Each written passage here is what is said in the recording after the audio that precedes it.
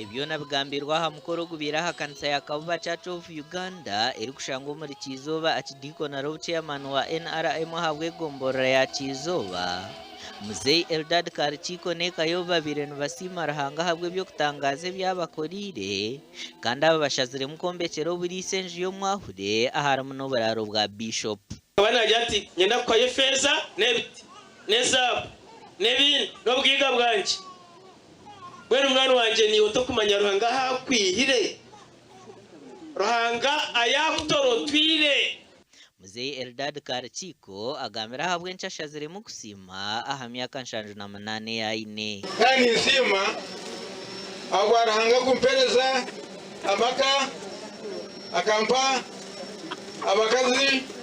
akampa abana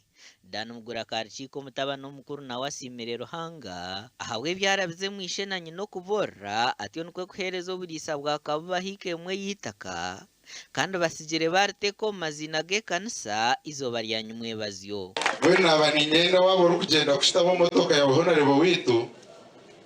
otwebembere tugende niwe just tukatinge tape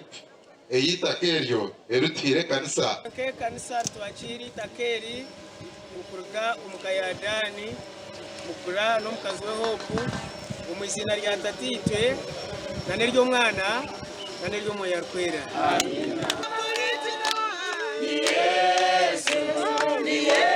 Yesu tugume tusime mukama ahabwo kuba embabazi ze neze biro nebiro Zaburiga ni 18 let us thank God because it's good and his love endures forever Unahagire kuzantare school ekito kazwara musiniya ya kabiri mureke kune bangunjure tayi ne namkaneshinga nazashira ebyo nabizire bwanyu ubwanyumeka ya Karchike kwatanise n'abanywani babo barundene miliyoni 14.13 ezo kombe kwenju yo mwahure no mureberezi kandi ubwa hati yashyiraho amadirisa kandi bihandiko byitaka nabyo babisigire kanisa